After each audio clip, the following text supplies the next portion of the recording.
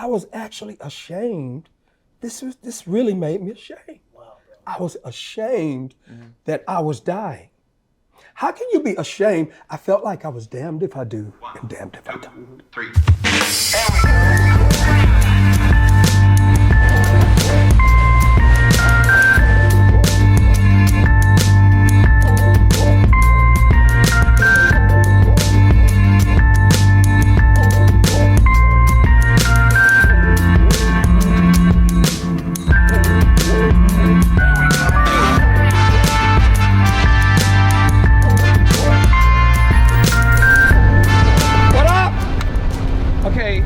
First day, man to man, love your mind.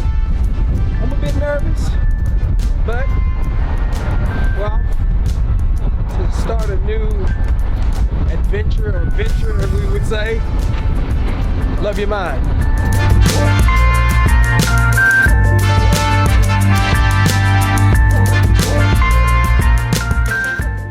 Hi, I'm David Mann, and I am super excited about the new series, Man to Man, Love Your Mind.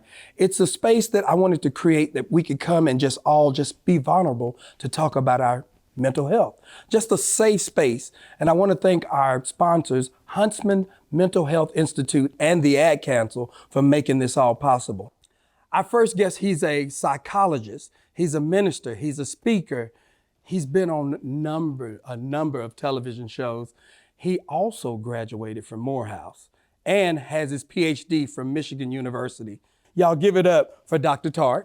Thanks for having me, David. Glad to be here. And I have this guest in here. This brother's a praise and worship leader. He's a musician. He's a husband, a father, known all over the country, all over the world even. Y'all give it up for Israel Houghton. Thank you. And this next brother has been my friend for nearly 40 years, revolutionized gospel music. He's a writer, producer, actor, a daddy. He's a little bit of everything. Executive producer, my friend and brother, Kirk Franklin. Thank you guys. Thank you guys so much for joining me. Thank you for having us, man. Now, I wanted to, y'all know we're talking about mental health, something that all of us as brothers have dealt with in our time. So Dr. Tartt, could you explain to us what mental health is?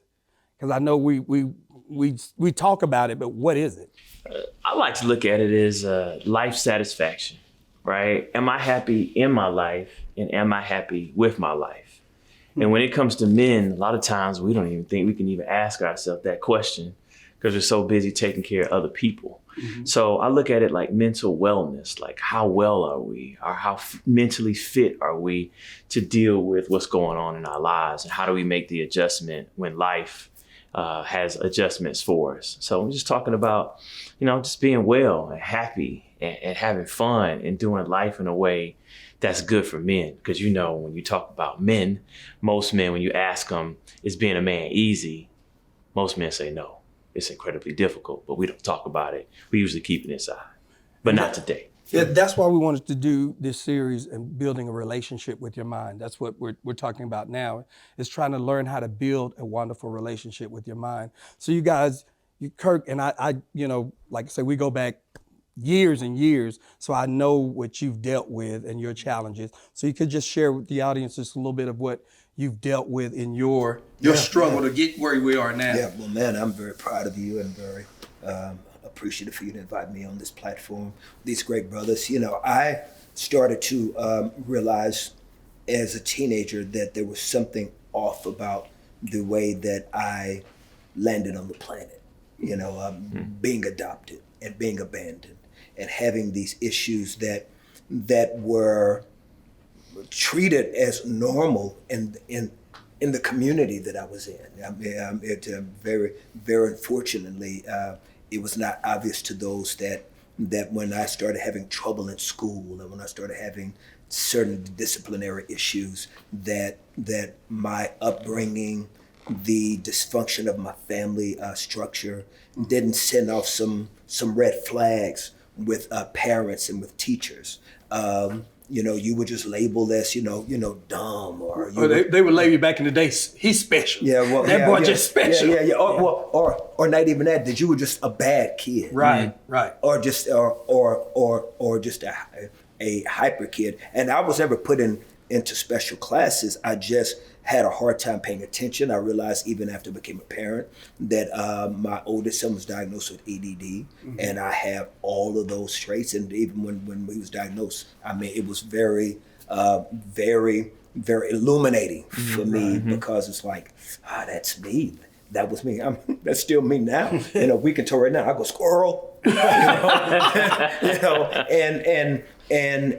again, also with the trauma of the hits and attacks of a young man not having a normal family structure, all of these kind of become this space where there's this collision of unhealthy mental experiences that even though some may be environmental, some may be chemical, but the end result is that for a lot of people in our community, mine has always been more environmental. But whether it's chemical or environmental, we downplay, we make jokes, and we seem to be counterintuitive to all of the things necessary to address these issues in these marginalized communities that impact Black and brown people by numbers that are off the charts. Israel, speak to some of the issues you deal with, being in this industry where everybody's in your business. And how does that affect you from a mental health standpoint? Because I know. Yeah. I mean, well, I was raised in church, right? But like, I have to go back to the beginning. I'm a Black kid in a white family in a primarily Hispanic upbringing. Wow. And so I was the only Black kid I ever knew till 11th grade. Wow. And so in that, I always felt like an outsider in my own world and in my own family, in my own church. And so in that, I kind of learned early on how to cope, and it was mostly like protective lying. Like, I'm gonna project with a mask on. This is who I am. I'm gregarious. I'm outgoing. I'm funny. I'm whatever. And on the inside, I'm like, I don't think I belong here at all. I'm pretty sure I got dropped in the wrong geographic location of the United States when I was born. Wow. But so there was a lot that sort of filtered into that. But like then being raised in a pastor's home and already being sort of third culture and odd, and then having everybody feel like it was their right and duty to go, Israel's messing up, so somebody go discipline him. I mean, I got beat like in front of the church. Really? Often.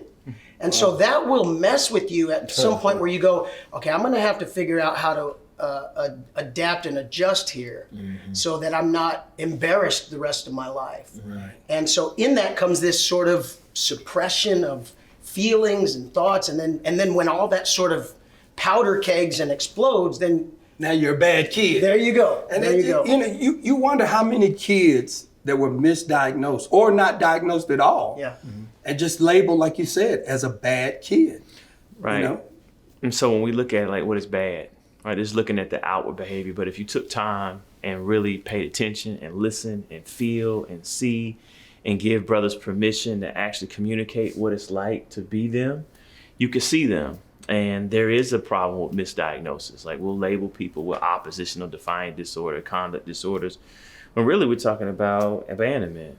Really, we're talking about neglect, rejection, lack, just basic things. It's just being insecure as a teenage boy about where you fit in this world, where you fit in your family, right? And so we have to have conversations like right now. We've had to trick. That's how we trick teenage boys to talk.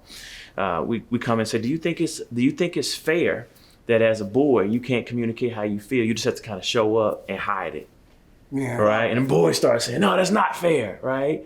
And so they're telling us that we have to actually teach boys this starting in middle school, because boys learn in middle school to start shutting down and just being whomever you say I am. So if I'm bad, I'm getting disciplined, then I guess that's who I am, versus being able to communicate. No, I have feelings. I have emotions. Good. I'm human. That's good. And I deserve to talk about it. And you need to feel me and respond like you feel and see me. So why is there such a stigma when it comes to talking about our mental health?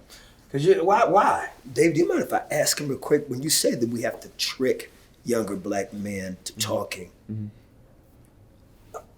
Are you saying it from the context that it's a negative, or it is more of a new practice trait that professionals have had to use to get younger Black and brown boys to open up? Yeah. Right. So when Which one is it? Right. So it's really about effectiveness in getting boys to open up. So when we started going in at first and saying, hey, let's talk about how you feel.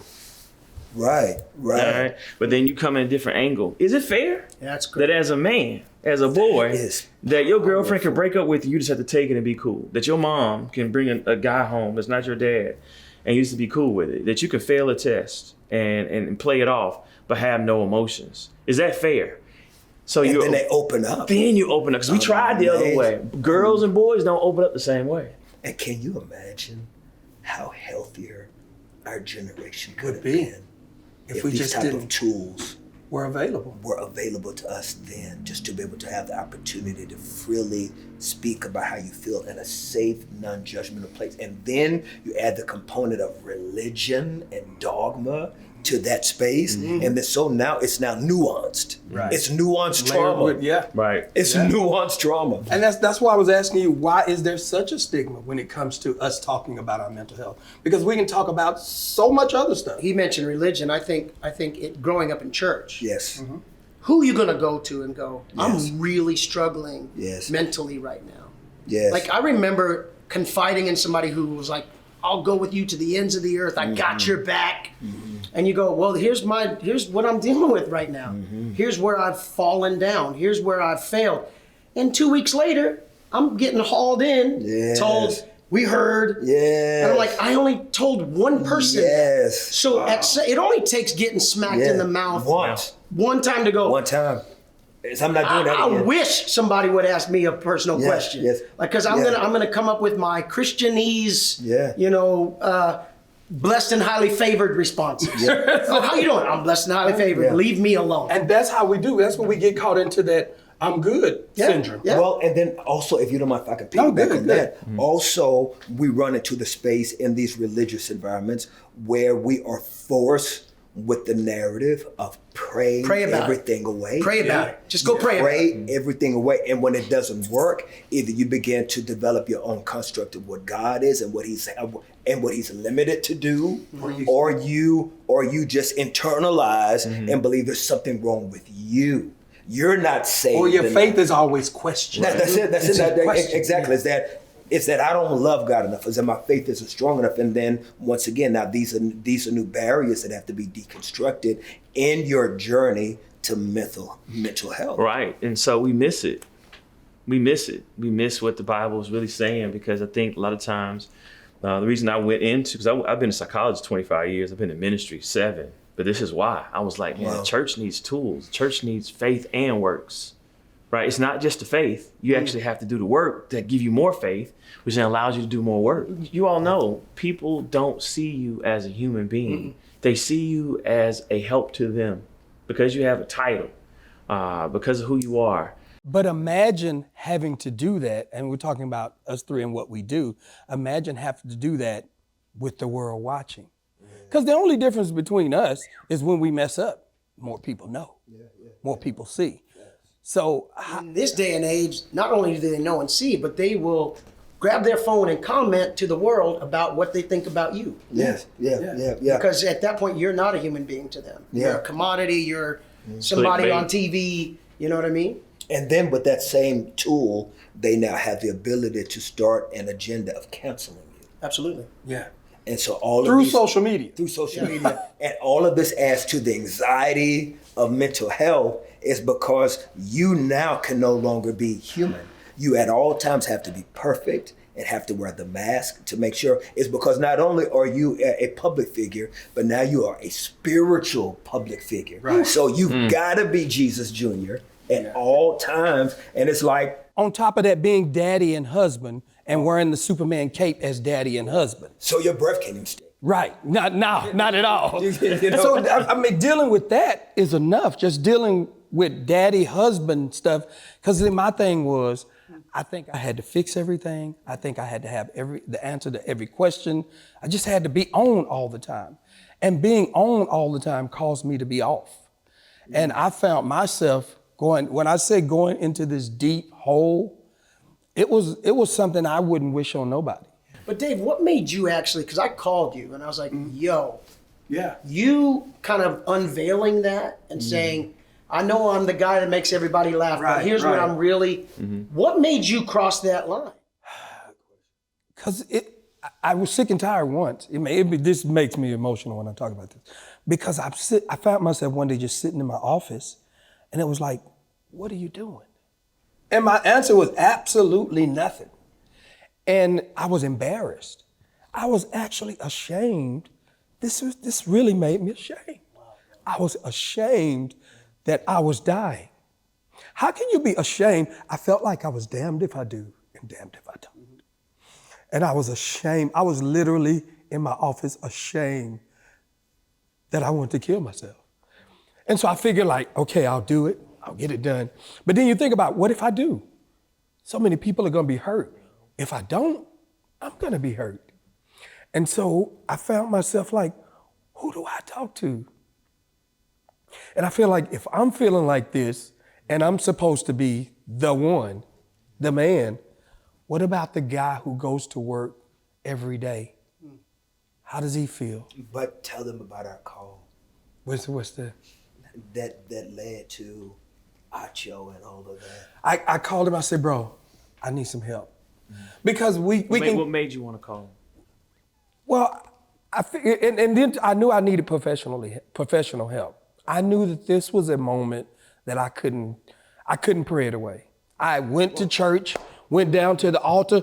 Okay, this time I'm prayed away and I know I'll go home and I feel better. And I went home and I honestly felt worse. I felt worse. Yeah, I know that feeling. I felt worse. And it has nothing, there's no indictment on the church. I'm not saying anything bad about the church. I'm just saying I know I needed help. No, you were trying to use aspirin for cancer. Right. And so once I said, I prayed it away, went 3-4 times to the altar. I said, I got to get some professional help because I'm a diabetic. So they give me some diabetes. I go to a professional. I go to somebody who actually deals with this stuff. And I was trying to go to people who honestly couldn't help me. Not saying that my pastor, he was great. He could pray and all that, but I needed somebody that could professionally help me. And that's when I made the call, bro, I need some help. Send me to your dude. And you knew that I was in therapy. I knew you were in therapy. Yeah. I knew. I was like, and it gave me an opportunity. Once I sit down with my therapist, first, I'm not gonna lie to you, I was like all brothers. I ain't finna go in and tell it. I mean, I almost said it. I'll say it for you. I said it. I ain't finna go in here and tell him all my business. I'm just not gonna do it. But once I sat down and just realized I got to be vulnerable somehow, or else I'm gonna break. And telling my family was the hardest. I mean, when you shared it with your family, how was it? Because me, I was like, Superman, I feel so vulnerable and I feel weak at this point. But yeah, I'm wired to talk. I talk too much. So it's I wouldn't say too much a lot though. No. Yeah, I have to understand. Kirk and I have been friends. Sometimes we tell some cruel jokes. You have to give these edits to you know, it's I've just been, and I think some of that was the absence of a father. I've always been wired to scream for help.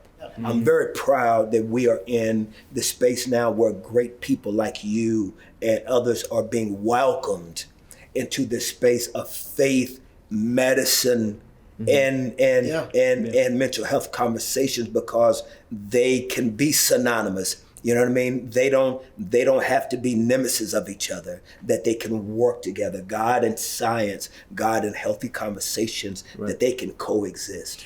Doctor, was there kind of a moment that you realized, oh, this is shifting? Great question. Yeah. Because again, it used to be no go. Yeah. Taboo. Yeah. Dead silent. No go. Right. It's very much taboo. Right. I got in trouble.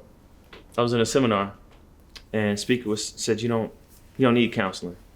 I said, that's not true. I said it out loud. Oh. Right. You don't say that. You don't say that in church. Or even in the seminar. Yeah. And he looked back, and then my person that was over me said, you can't say that. I said, but it wasn't true. That was the ignition for me. All right. So I have to be in ministry to be able to shift it. And then what I found is that a lot of ministers just didn't know what to say. It wasn't that they did not care. They were talking about multiple generations that you just pray through it, but silently they were falling apart. Absolutely. All right. Ministers falling apart privately is just kind of goes with the territory. And it's why ministers are in the top 3 risk categories for mental health and even suicide, right? Because they You don't say talk. ministers? Are in the Ministers. top Absolutely. Yeah. Because you can't talk. During the pandemic, I lost 4. Yeah. And the Pastor burnout rate. friends. Yeah, you're Yes. accurate, Tim. Yeah. Yeah, that we've seen it even in our generation. Why do The y'all? burnout. Why do y'all think there's such a disconnect from the church and the mental health conversation? We're not even talking about resources. We're just talking about the mental health I conversation. feel like I could maybe speak to that a little Go bit. ahead, do it. The thing that nobody actually says is church is a business. It's an economy. Yeah. I didn't expect a response, but it's true. Church is a business. good. And so That's anything good. that is bad for business, because if the business of it is everything's great, follow these principles, make sure you tithe, and you're going to be good. Yeah. And when everybody does that and their lives are still falling apart and their marriages are still falling apart and they're sitting in their office contemplating the end, at some point you got to go, this might be bad for business, but that's not true. Right. And you have to speak up and go, that's not true. We got to deal with Yes, it. I think that a faith and science historically have always had a difficult job reverencing and respecting the roles that each other play. That's right. That's true.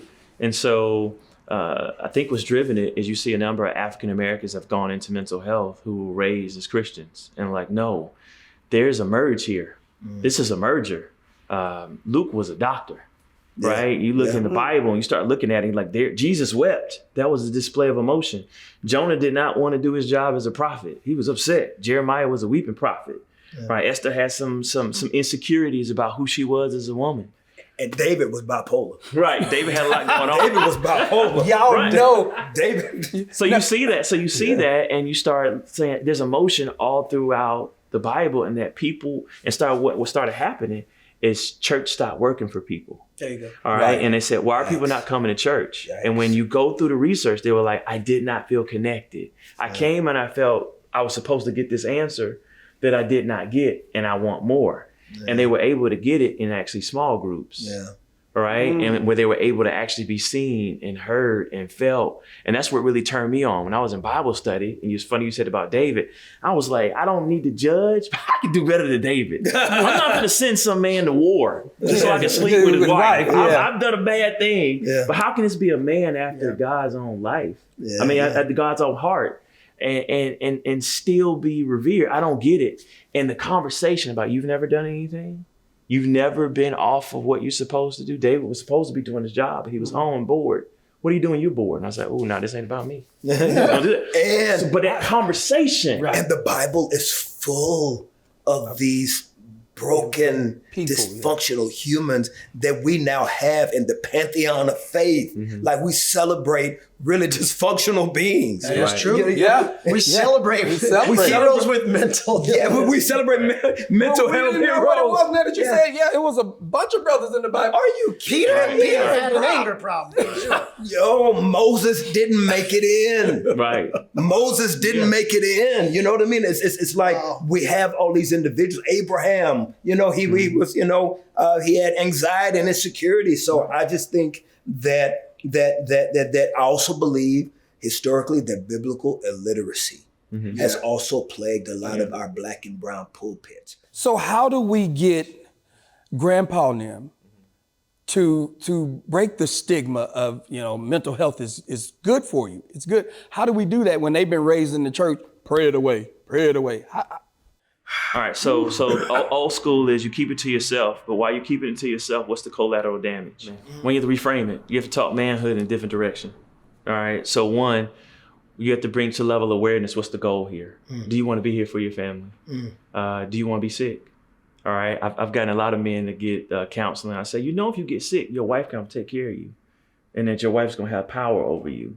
She's going to feel bitter that you didn't take care of you. You really want to be there? No, I'm not going to let her do that. No. We'll do it. So that's one, is evoking that manhood of just being empowered and in control of what's going on with your life. All right. So since you've decided to be in control of your health, what's the stronger thing to do? Hide it I go into the doctor and see what's going on. Oh, no, hide. I think we hide it real good. Right, but that's the weaker thing. Right. Because what's the harder thing to do is to talk about it. Yeah, And so you talk that's about good. heart and men. And then That's good. the third thing is kind of a guilt trip. What's the collateral damage? And this is where they come in. What's the collateral damage of you not dealing with your emotions?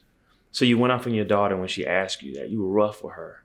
But really, you were already at a 9 or a 10 before she asked you her little 2 question. Her question might have been a 2 out of 10. Right. But you were already full. So she got all that venom. So And you're good. supposed to be her protector. That's so good. And so now you're looking, and how, as men, how many you think, I know I thought I've been right with my kids. And then I'm always right with my 24 kids. hours They later. don't- They don't know nothing. So think about this, man. I can, in my own family, I felt like I was right in the middle of the argument. Like, it's just how it is. This is what a father says, what a husband says. And after about like maybe a couple hours, like, man, that was wrong. They were just trying to tell me how I felt, and I shut them down. But why did I shut them down? I was already irritable and agitated. I had all this other stuff. And then you end up not being good at what you want to be good at, which I want to be great as a dad. I want to be great as a husband. I want to be great as a leader. But how can I be great at all these things if I'm not taking care of myself? All this other stuff is on me. Yeah. So That's the great discovery. yeah. And then getting them to Learn see to it. take care of yourself. The last thing you got to show them. So like men watch. So you have men like Kirk and myself and Israel will come in and talk.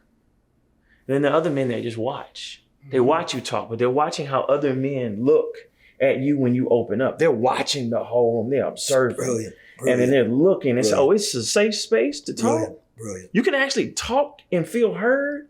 And then brothers feel convicted because they can see themselves in the other brother and they don't judge. Like, it's a lot harder to do ministry with women because women kind of fill each other out, look at each other's shoes and purses and groups of women versus another. Men just like, yo, I used to be you. Yeah. Yo, brother, boom, boom, boom, boom, boom. And so men actually, through men's ministry or just men's groups are just hanging out, start to feel better because they're watching other men communicate in a way in which they've never seen. And I think that the future of what church or what those spiritual environments for men will look like also, and a lot of times spiritual leaders will have to also humble themselves. Yeah. They'll have to digress in their own structures, is that it may not happen in church buildings. It may happen in somebody's living room that a church didn't put together. As long as there's a community of men Probably a communicating. stronger chance that would be the case. Yeah. It's because there's so much repairing of what the model has done to these Black and brown communities, is that as long as the work is being done and we have people that have the level of rigorous background to be able to lead with love, is because some of these tools that you're using, I mean, that's inspiring to me, to be able to know that this is existing. Yeah. And that people are doing the due diligence to find out what do we need to do to get the work done, not who's doing the work, because a lot of times it's also authoritarian a lot that happens in churches where if I'm not doing the work don't get done. Mm-hmm. And it don't matter if we're not doing, as long as the work's getting done. Right. And so that's a beautiful thing to know, that it may not look the way that the churches wanted it to look in the past, but within its own four walls, where it's called Reverend C.D. Douglas's Mental Health Awareness Week. You know what I'm saying? Right. You know what I'm saying? Where it becomes the norm. There you go. It should be normalized. And we just want to make it clear, we're not beating up on the church because all of us love the Lord with our whole heart. Yeah. We're just saying we got to find some safe spaces where brothers like us can. And it's not just the church. Right. This is in our entire society. Yeah. The church is, the meeting place, but the truth is, it's where we spend most of our time. when you mention grandpa, like that's like a generational, like you don't go to the doctor unless like you have passed out and you've gone against your will. Yeah. And that's why people end up with treatable stuff that gets out of hand, because they're like, no, I'm not gonna. I don't want to do this. And I like how this new generation is sort of normalizing that. Well, it's anxiety. Why are you not going to the doctor? Because you're scared. Yeah. Right. And we have to call it out. Where it used to just be tough. I don't go. Yeah. No, you're scared to find out what's really going on. You don't want to see the numbers because then But you let your check engine light come on your car. Well, that's the analogy. You let your check engine light come on to your car. I'm gone. If it can cost $1 million. But David, used to think about when we were coming up.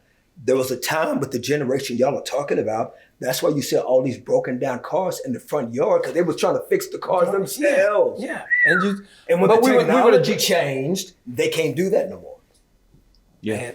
So what was for you, or you two guys, what was the final straw that made y'all both go into therapy? What made you say, I'm going to therapy, I need therapy? For me, it was a strong look in the mirror. I've always been in therapy. That's what I was going to let him answer. No, really. I know. I've always been in therapy. I started going to therapy when I was a teenager. And this. Why did you think there was a need? Yes. I love that. Yes. So I was always the young man that if I saw a man that was even close to a male figure, I would run to them. And I always wanted to kind of be like, I was desperate for help.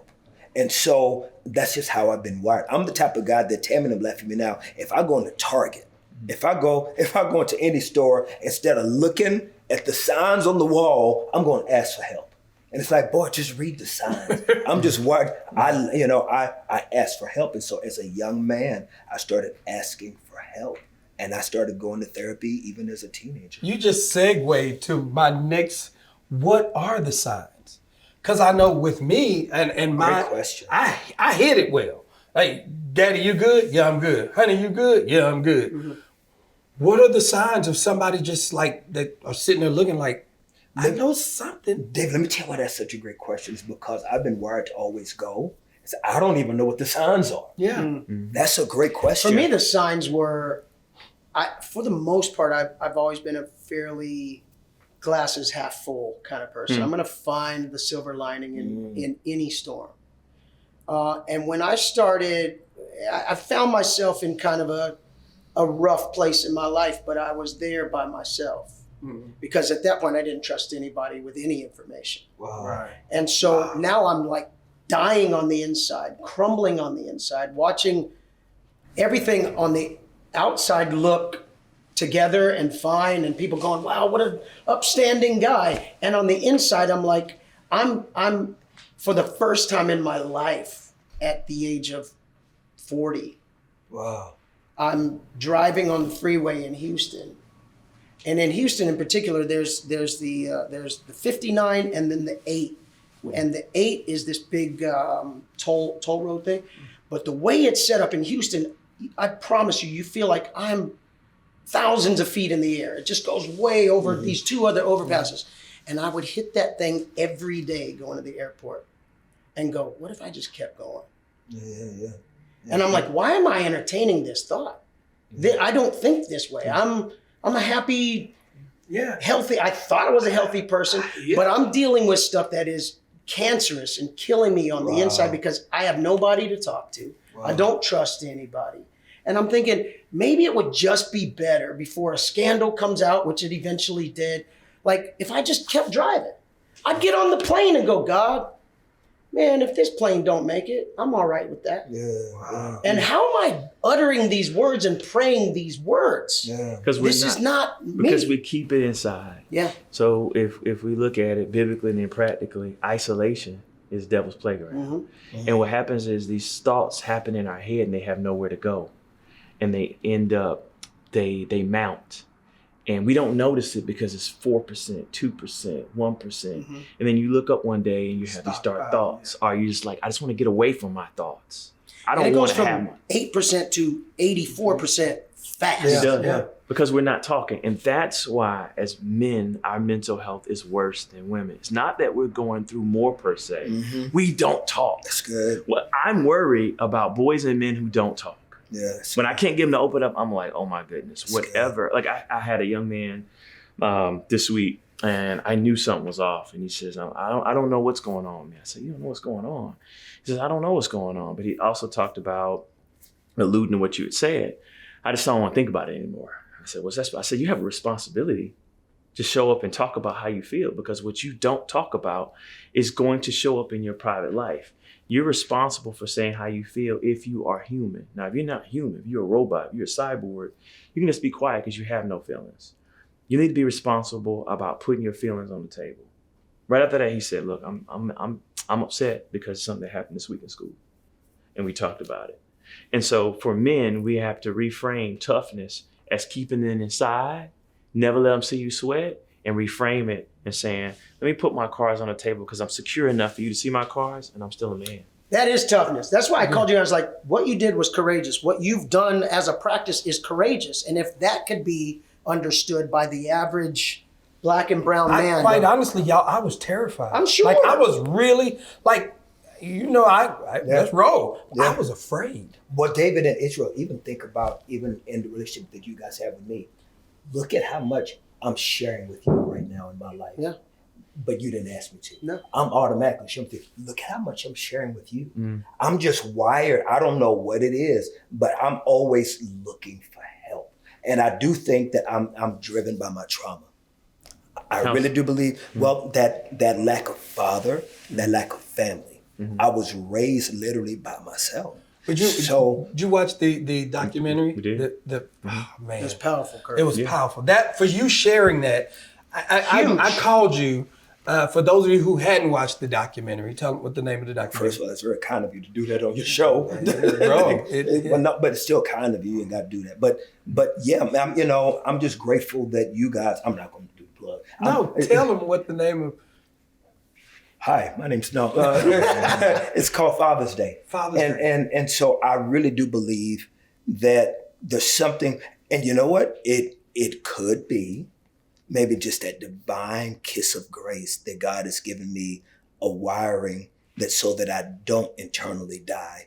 I'd rather be willing to take the risk of being embarrassed by telling my truth to people close to me than keeping it inside. Yeah. Because again, I'm spilling my life privately to him, to whoever. If I caught you in the corner, you're gonna get some too. I'm just wired. Right. I've always been wired to talk about help. I think that you actually benefited from being in counseling so young, right? And that you think about the modeling, how you felt was heard and listened to and hopefully handled in a loving way as a young man. That's a gift. How you feel and what you think about this world is interesting to me every hour you come in.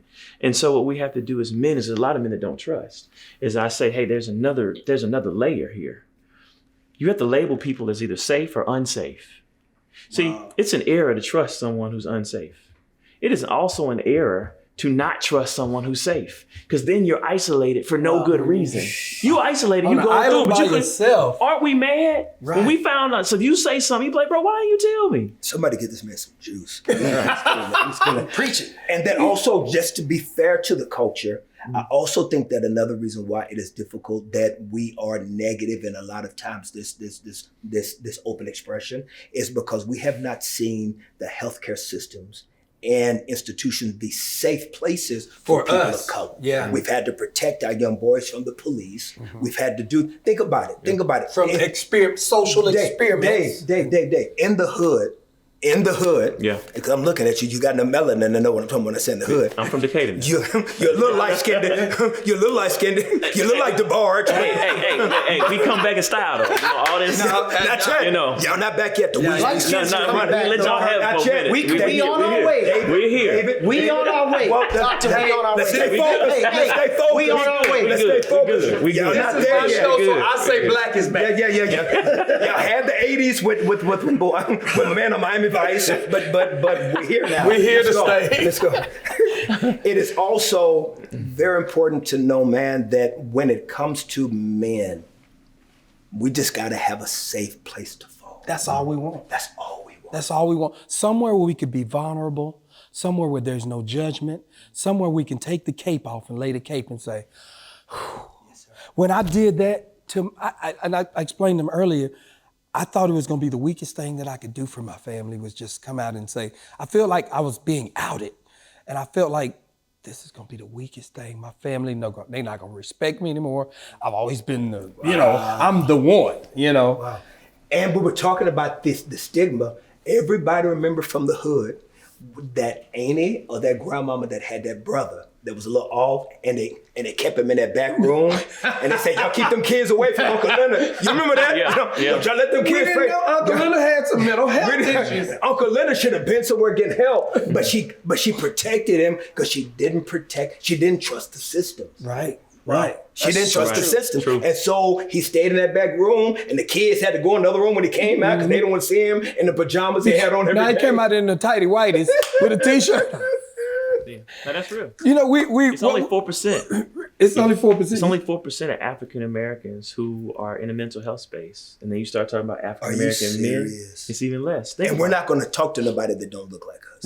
Right. A lot of times, unless someone has vouched for them, there has to be a strong vouch, like, hey, this is. And we still got to And he got to have a little swag to him too. Right. Or they have to be able to understand and feel comfortable. Yeah. You know, think about it. You're not going to talk to somebody that doesn't seem like he can relate to you culturally. You got to be seen. So, but the other thing is that we can sabotage it because they can look like you and people still won't open up. Wow. But how can I see you? That's why I tell people. I say, you want me to feel you. If you don't say how you feel, how can I see you? You hiding inside your own skin. Wow. You can't hide. That's the Why would a worst man place. hide? So you evoking things because you're playing these games intentionally to get them to open up. But once they see, because you also have to appreciate, I've been vulnerable before, and someone ate it up. Yeah. But I open up. All I it trust takes is one. All it takes is one you time gotta- for you me to gotta- feel. You know, David, light skin may be back. Light Yeah, skin. it might be right. Hey, so what we did was we went to social media and I asked the question, if you had an opportunity to ask a question of brothers that were sitting around, what questions would you ask? And so I was kind of shocked at some of the questions that we got. One of the questions was when you hear the term mental health, what is the first thing that comes to mind? Crazy. Yes. Yeah. Yeah, sure. And I bet you that's what they were thinking when they wrote this question. When I hear mental, I think crazy. Mm-hmm. When I think mental health, and of course I'm biased, I think wellness. Because you're a professional. Right. But in the hood, Right. when you tell Lil Pook and them mental health, that boy crazy. Yep. That boy, and that's wrong that we've gotten that stigma in our community. Now, this next one was, what are some ways to identify anxiety and depression? Depression is another word that makes people go, And it's hard to diagnose because everybody some days have off days. yeah. You know, so how Do we identify that? Yeah, so it's so many different ways. You know, I think I can tell you how we're misdiagnosing it. President of the Psychological Association said, stop diagnosing people with so much depression and anxiety. Like, what? You're not in the same COVID world we in? Right? And it said, you're missing sleep disorders. People are not sleeping. That's a big All one. right? And if someone's not sleeping, they're going to have elevated rates of depression and anxiety. Half the depression and anxiety would go away if you could just get people to get a good solid 7. So that's the first thing. And then the other thing is, you know, sometimes what I see, what a lot of 7 hours of sleep. So See, listen, I'm gonna scare people. That's a push. If you don't get 49 hours is what Surgeon General recommends. That's what's wrong. But say you get 4 or 5, the number one indicator of suicide is sleep deprivation. We could do this for days. And one of the questions is it okay as a man not to be strong all the time? It sounds simple, but for why somebody, don't you answer that? That's a great one for you. you know, I found for me, no, it wasn't okay for me because I felt like I needed to be strong all the time. Because from a business standpoint, as a father, as a husband, as, you know, just the whole thing, I needed to hold the whole thing up. If you see yourself as a guardian, talking about sleep, if you see yourself as the guardian to your family, the guardian to your legacy, the guardian to all of that, you would be fired Right. for falling asleep on the job. That's good. So the idea is I gotta stay vigilant, alert, awake all the time. That's good, That is my too. pillar and picture of strength. That's good. But at the same time, you're getting no sleep. Right. Your Your health is getting worse. Yeah. Your mental health Your is getting ability- your mind starts messing with you. But what's the definition of strong? See, we were breaking down trying to be strong. When the stronger thing is to be able to let this stuff up. Like if we're sick, it's better to throw up. You clean up, it's nasty, all right? And it's disgusting. Nothing you immediately feel but you better. feel better. Yeah. Why would you stay sick to the point where you're not here? How is that strong? Strong is throwing up and saying, I don't feel good. I don't feel happy. I don't feel competent. I'm not my best self. You may see me as a success. I think I'm impersonating. How do we nurture our mind? How do we get to that place where our spot? What is something that you do to get to that peace? I can tell you what has worked for me, and I noticed it when one of the 3 was off. So for me, it's spirit, soul, and body. So we've talked about faith informing all of this. For me, it's like if I'm eating right, I'm working out, I'm handling my body, if I'm, and when that's in good, practice, my spiritual life changes. My soul, how I think, what affects me changes. So I have found that those three kind of got to be working together all the time. When they're not, Adrienne knows. She's like, hey man, let's go back to the gym, because she could tell your attitude. You're a little frustrated with things that wouldn't normally frustrate you. Something is off in these three chords for you. So for me, it's been very much like making sure that those are good. And then I have somebody I meet with every week, and that has changed the game for me. Beautiful. Yeah. What are some of the things that you do that just kind of help you find that inner peace? Man, as I'm a fan of counseling. As I'm committed, even on the road, I'm doing Zooms. I was talking to you one day. I know. I didn't know our counselor did Zoom. We have the same therapist, by the way. I was like, man, how you been sneaking in there and I don't see it? Yeah, so I'm very committed to that, and I'm just going to keep talking. And there was one you shared with me, working out. Oh, working like out. That, and I It's found a that game changer, isn't it? Listen, man, during the pandemic, I didn't do good. I mentally and emotionally didn't do well because I'm extroverted and not being around people. And Tammy's introverted, and the house was not good. It was not.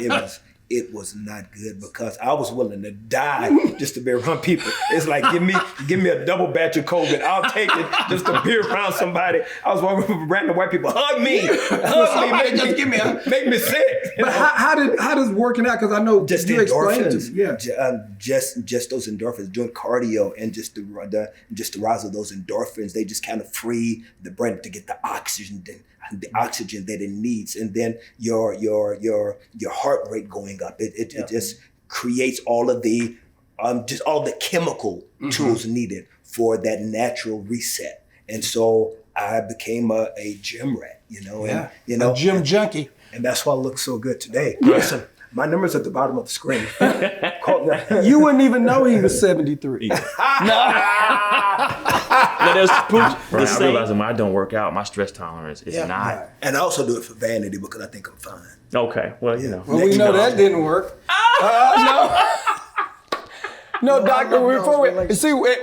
We could be here talking, and I really appreciate you guys coming to join me. Just creating a platform for us all to just be vulnerable. What are some resources out there that they could go and just kind of click on and find some help? All right, so one is 988. You just pick up the phone and dial 988 and someone will talk to you 24 hours a day. I had no idea. Yeah. It just started maybe a year ago. And then also loveyourmindtoday.org, right? And so we're just having one conversation, but imagine you can go in and have many conversations and many different resources catered to you, whether it's anger, whether it's anxiety, whether it's depression, whether it's family. You can go in there and find the different resources and then be able to understand what's going on and then be linked into a number of things that are specific to what's going on with you. Wow. Man, like I said, we could go on and on. This is a subject that it's new. It's new to us and new to our community. So it's a great subject that we need to attack. Kudos to you, man, for making this. Thank you, Dr. Tart. Dr. Tart, Kirk man, thank y'all. I know how busy you guys are, and I just can't wait to just people to see this journey that we're on. So thank you guys. Also thank our sponsor, the Huntsman Mental Health Institute and the Ad Council, like I say, for creating this space for us to be able to do what we do. And also we want to shoot more episodes, but we want to know what you guys think. So go and scan the QR code and answer a few questions for us, because we really want to know what you guys, the question that you guys want, things you want to talk about. We want to know. Any closing words you want to share with anybody? And my closing words were to you, honestly. Thank you. Thank you for opening up this dialogue, this conversation. I feel like people who have watched this just now got some real help and some real inspiration, some hope. So thank you for doing that, man. Same here, brother. Thank you. Love you and love your mind. God bless you. We'll holler in a minute.